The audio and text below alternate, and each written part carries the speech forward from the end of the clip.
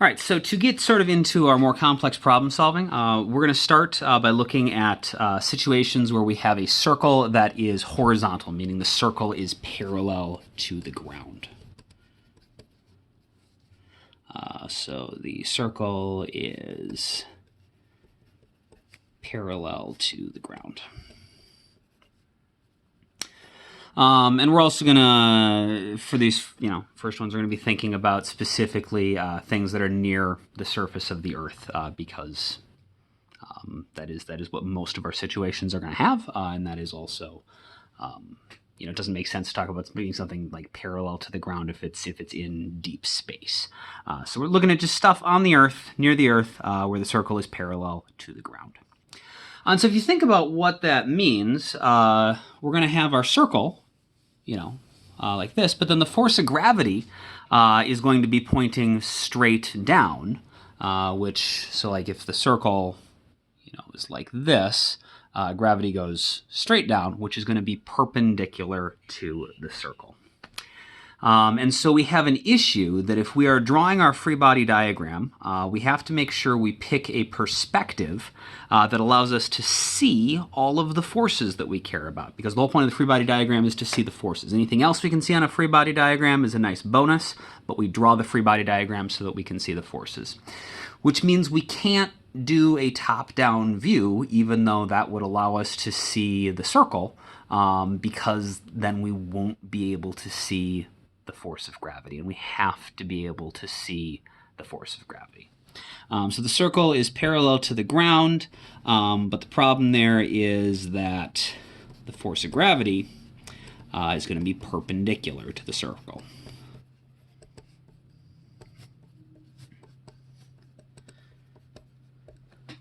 And so because of that, when we're drawing our free body diagram, we're going to have to pick a side view. And again, that's not something I need you to memorize. It's something that should make sense. If you're trying to draw a free body diagram, you have to include the force of gravity, which means you have to pick a perspective where you can actually draw the force of gravity. So we know we're going to draw the force of gravity. Yeah, something like that. The other thing that we know we're going to have, if we have uniform circular motion, is that we are going to have a centripetal force, which is just a fancy name for the net force, pointing towards the center of the circle. And we have to make sure that can show up in our diagram. And so, the circle is in the plane of our page at this point. And so we can either basically make go left or right, depending which way we want the circle to be. And so I'm going to say that my net force, which we call the centripetal force, is going to be this way, which means that the center of my circle, which is where that axis of rotation that we talked about,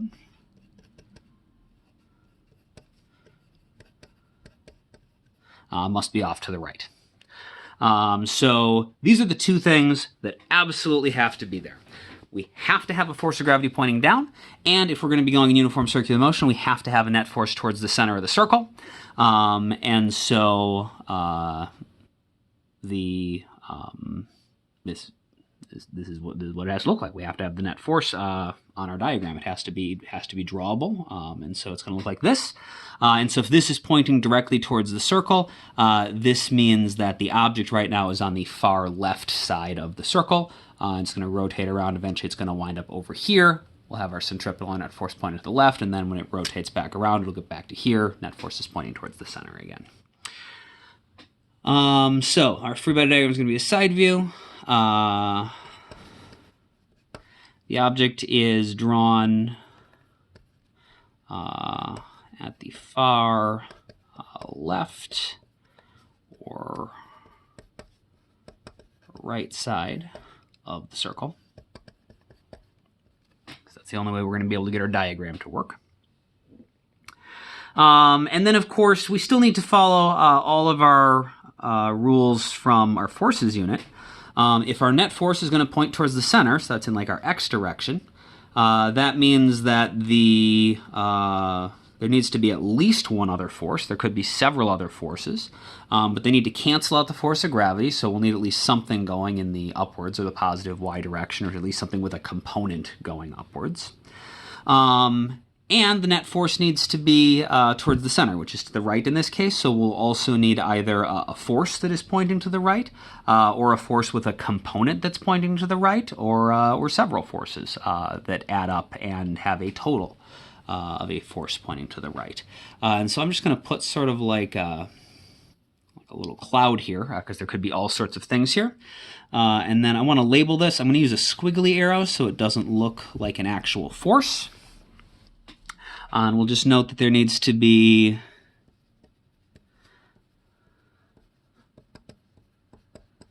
some combination of forces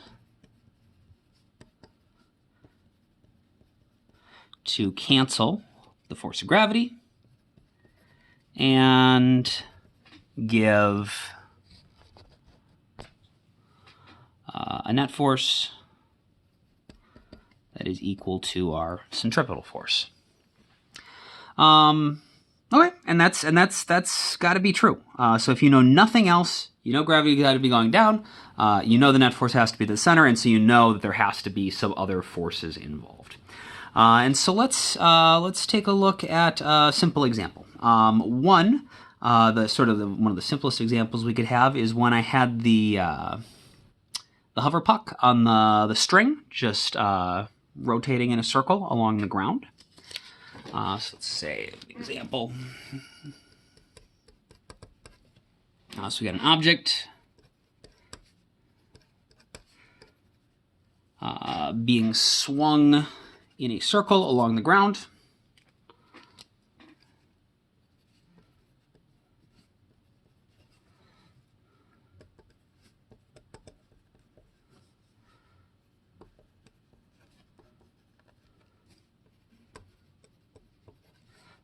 With a string. And in this case, there's no or there's negligible friction.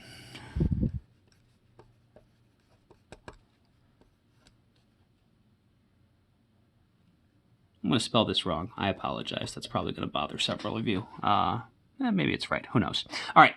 Object swung in a circle along the ground with a string, and there's no or negligible friction. Okay, so this could happen in any number of situations. We saw one. And so in this case, if we were going to draw that, we got a force of gravity. In this case, the object is, on the ground, right? So we could draw that if we wanted to. When it's being swung in a circle with a string, and so there's going to be, some sort of string going to something probably in the center, which is going to be where our axis of rotation is.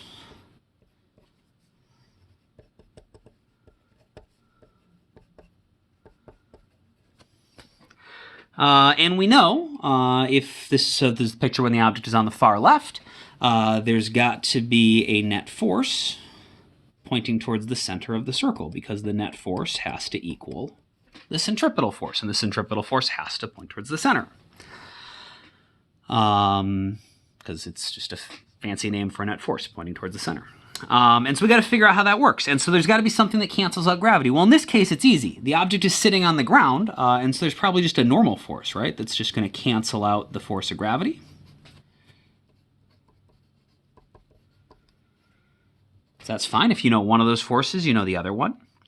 And we've got to have something that is going to cause our net force to be in towards the center. And that's fine because we have a string, and we know strings can pull things with a tension force. You can't push anything with a string, but you can pull something with a string, and so that works. So we'll have a tension force from our string.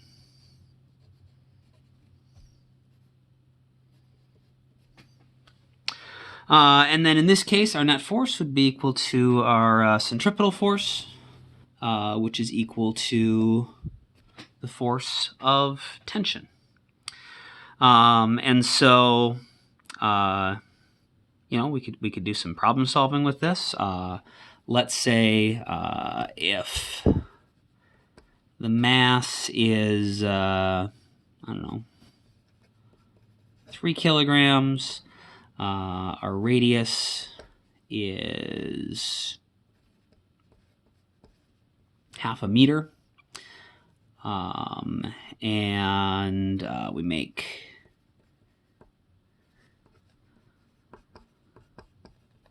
one rotation in, I don't know, 5 seconds.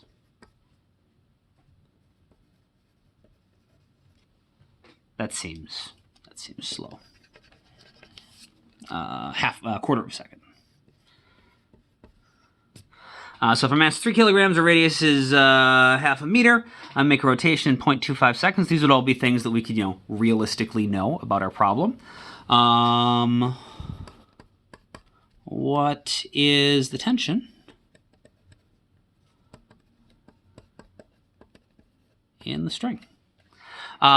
This should be a pretty quick problem. Go ahead and pause the video and solve that quick. And then unpause the video when you're ready. All right, so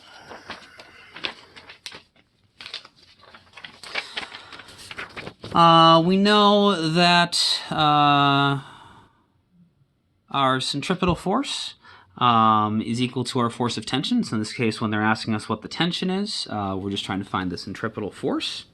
We know that the force tension is equal to the centripetal force, which we know is either going to be mv squared over r, or m times the centripetal acceleration. I don't have the centripetal acceleration, though, and so this seems like the way to go. We have m, we have r, we need v, and so we know v is 2 pi times the radius divided by the period, because we came up with that equation the other day. And so, well, the radius we know, the period, that's the amount of time it takes to go around the circle once. And so if we make one rotation in 0.25 seconds, well, that's the period right there. So we know period is 0.25 seconds. The radius is half a meter. And the mass was 3 kilograms. And so if we plug all that in, we get V is going to be 2 pi times 0.5 divided by 0.25. 2 times 0.5 is 1, divided by 4, so it's going to be like 4 pi. And so then our centripetal force, mv squared over r, so that's going to be 3 times 4 pi squared divided by 0.5, so that's going to be 3 times 16 pi squared over 0.5, so that's what, 6. 6 times 16 is 96 pi squared, which is going to be probably close to 1,000. Pi squared's about 10. Pi squared's a little less than 10. Maybe like 900. Just 947 in between the two things I said. That's a 3. 947 newtons.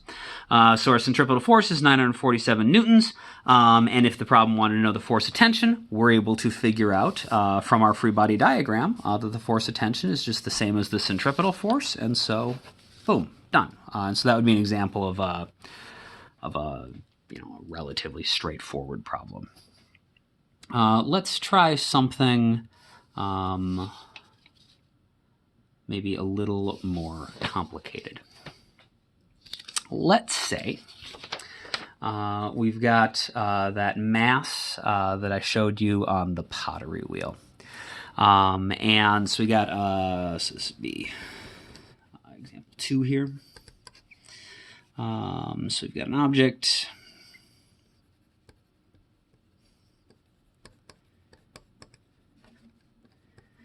Mass rotating on a pottery wheel.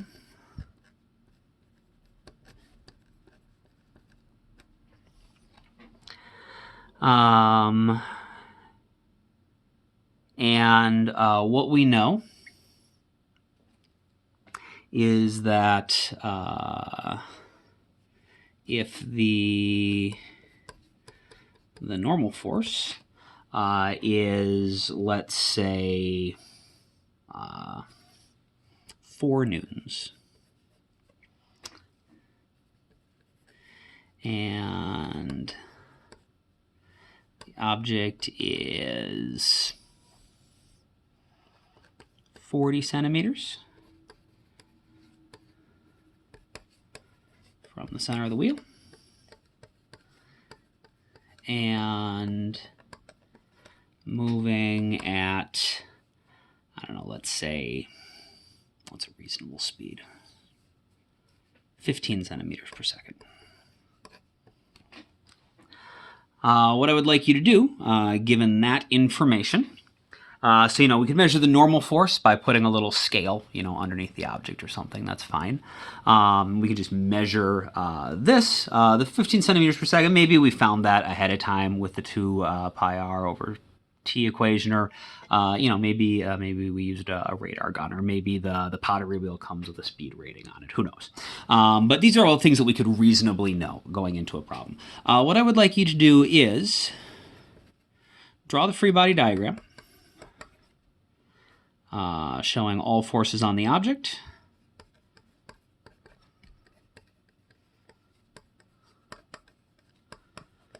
I guess that's a little redundant. That's what a free body diagram is. If it doesn't show all the forces on the object, you didn't draw a free body diagram.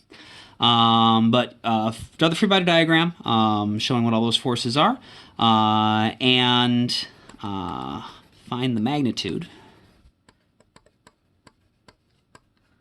of all the forces.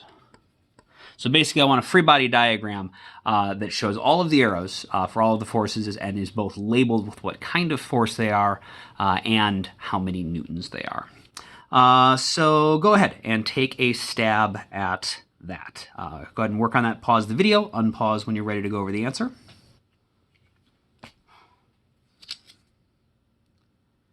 All right, here we go. So we're on a pottery wheel, so that's going to be horizontal circular motion again. If you want to, if it helps you to visualize what's going on, we can have like a little side view of the wheel even. We got our axis of rotation, right? And we got our object that was 40 centimeters from the edge.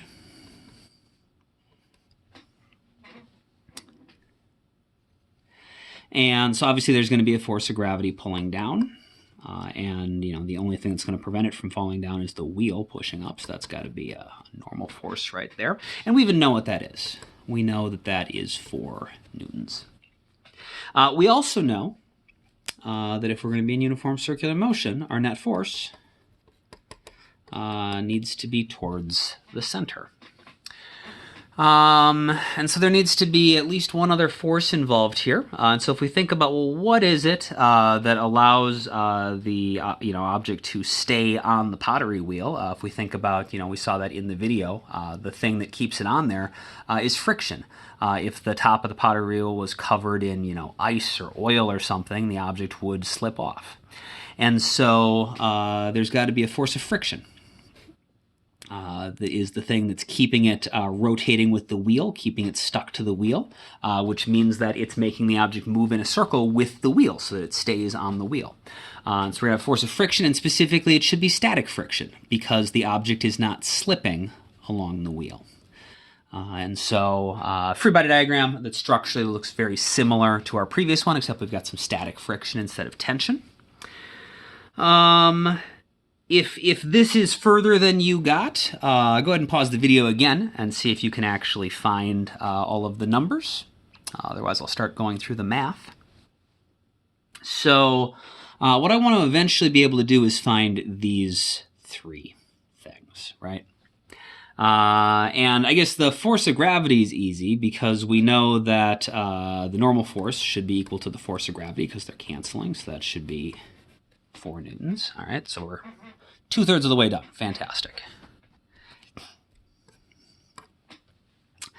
And we know our force of static friction, that shouldn't be too bad either. It's going to be equal to the centripetal force, right? Because if we look at our net force, normal and gravity cancel out. Our net force is equal to our force of static friction. And the net force is, the centripetal force just is the net force for uniform circular motion. And so if that's what we're doing, centripetal force and static friction have to be the same. So we need a way to find these. Well, so the centripetal force is equal to mv squared over r. And we know v, right? We got that. So that was our 15 centimeters per second. We're going to need to convert that to meters per second in order to actually use it. And we will need our radius, which was 40 centimeters, which again we need to convert to meters to be at all useful. So that'll be 0.4 meters. We need the mass. And it seems like we don't have that, except if we think back to what we know from our forces unit, we have an equation for the force of gravity that we can use to find the mass, because we know the force of gravity is equal to m times g. And so m has to be 4 newtons over g. So 4 newtons over 9.8 meters per second squared. 4 divided by 9.8.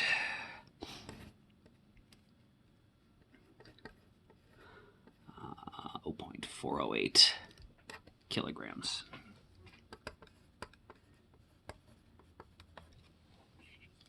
So we plug everything in. So we'll have 0.408 times 0.15 squared divided by 0.4 is going to give us, squared the wrong thing. 0.48 times 0.15 squared divided by 0.4. Not very much. 0.0 space.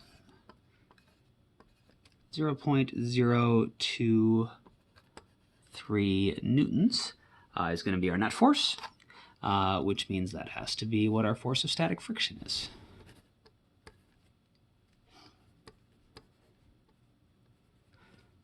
And so in this case, we're not spinning very fast, and so we don't need a whole ton of static friction, but we need some to make it actually go in our circle.